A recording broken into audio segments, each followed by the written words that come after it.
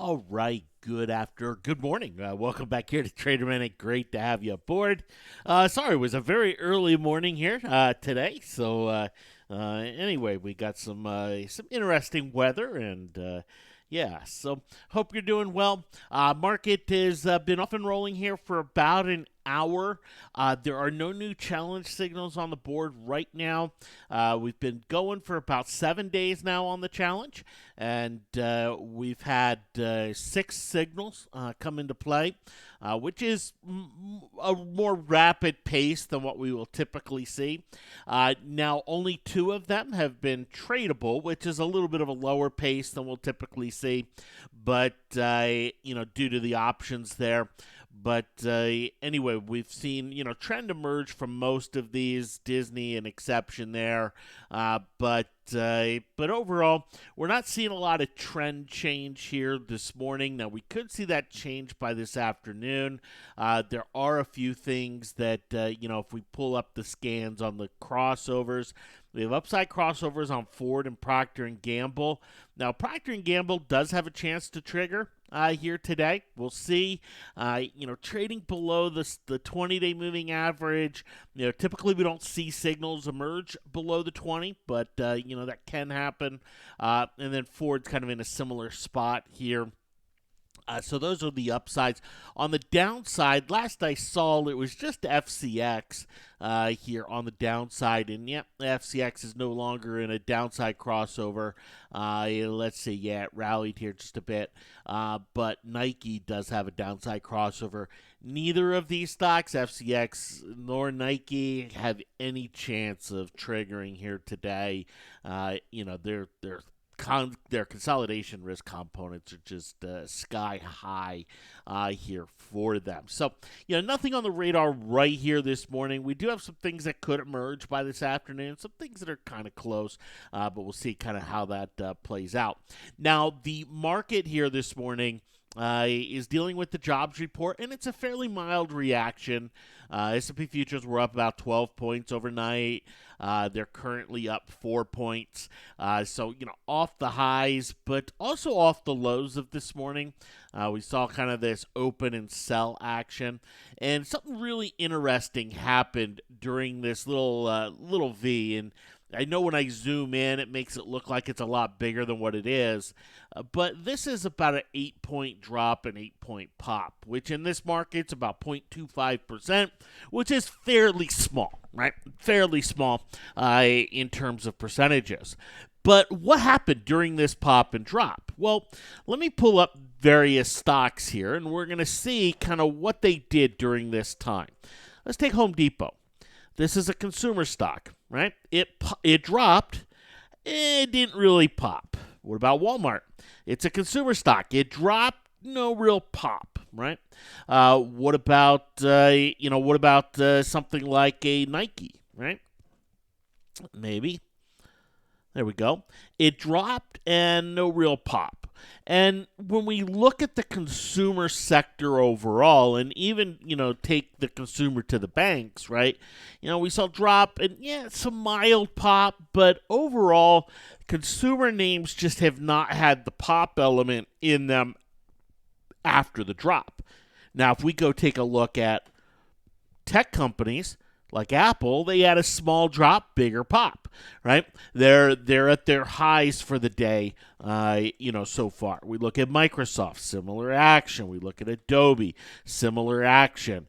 And so we see this rotational element happening here today off of the jobs report rather than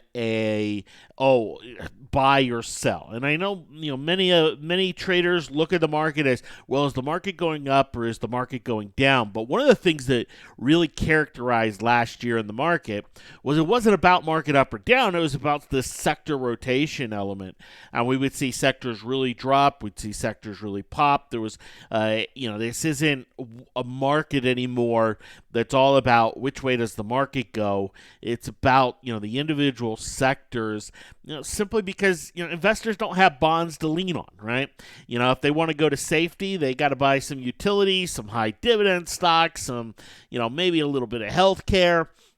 but they don't have that, they don't have that bond element to, really, get a mass rotation there into. So, we are seeing the jobs report drive a little bit of this rotation out of consumer into tech, but it's fairly minor. It is fairly minor in terms of magnitude and significance at this point. But obviously we'll see how it plays on out here. But a lot of stocks, just kind of compressing a little bit outside of that tech area, where we do see those continued trends, carrying on. The Alibabas of the world, right? Just carrying on. There's just no real sign of stopping here for them. And yes, are they overbought? Absolutely. In every sense of the word, in every sense of the indicators, they're overbought, right? But overbought doesn't mean it has to go down, and we continue to see them fly on higher. Even though they're getting into the extreme overbought condition on some of the longer term charts. So anyway, that's kind of the rotation we are seeing here this morning, and carrying on out. So what did the jobs number actually look like? Well, the jobs number missed, right? And it came in at 145,000. And here I have a chart of the last 10 years of the non-farm payroll report number. And last month, if you remember the jobs report, we saw this nice move up here over 200,000. And it was a jobs report that it was a new high for the jobs number, not for the year, but for the 1, 2, 3, 4, 5, 6, 7. It was a 7-month high here for it. But it did not rival some of the peaks we saw in early 2019 or 2018 or 2016, even 2014 and 2015. We did not see the jobs report get up over 300,000 here. And, we talked about it at the time that, we have some of these down shots that, they're not dramatic, but okay, it caused a little concern. Are we going to get some of the upside to balance it out? And you can see that today, no. 145,000.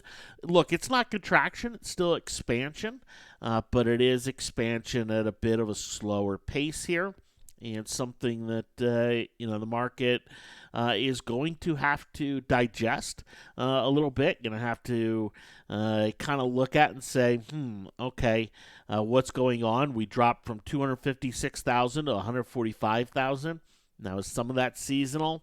Yeah, you could argue that, but it's not a great argument there for it. But anyway, it wasn't a massive miss. The consensus estimate was 164,000, came in at 145,000. But we've talked about the economics this month.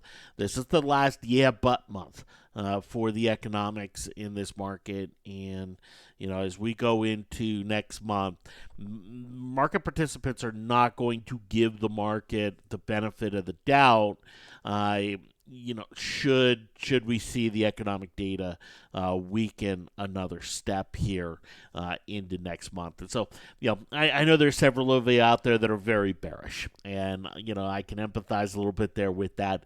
And it's one of those positions where being very bearish, you could be bearish. You could talk about the weakness in the jobs report. Or you could talk about the various elements that are out there. But so far, bearishness doesn't pay. So far, there's not a, mass kind of sell signal for the market. Could it come into play? Absolutely.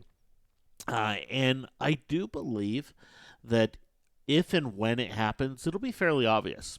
I don't think it's going to be something where, where you look and you go, well, is this it? Is this is this something?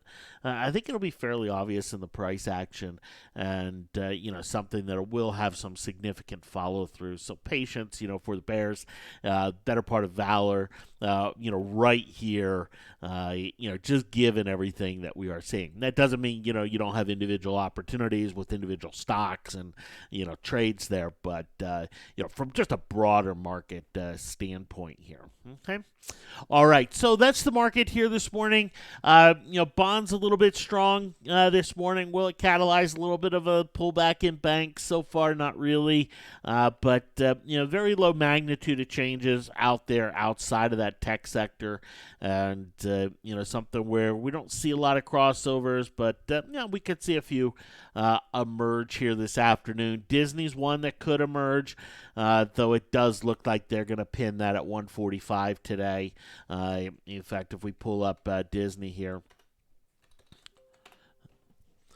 and we look at the open interest, right? Pinning on a off day, okay, not a great argument. But, they seem to be stuck at 145, even though there are more options up here at the 146 level. But basically all of these options are worthless. So, I'd be surprised if Disney gets a big shot in it, here today. You see the massive open interest at 145 on it, here for next week. So a very likely pin spot here for it. So we'll kind of see how that plays on out. But, some of the stuff I look at and I go, okay, this has a chance to, make a move here. Some of the option action kind of suggests, a little bit more compression before anything of, anything too noteworthy out there. Thanks for hopping on. Have yourselves a fantastic day. And I'll be back on with you here this afternoon. Take care.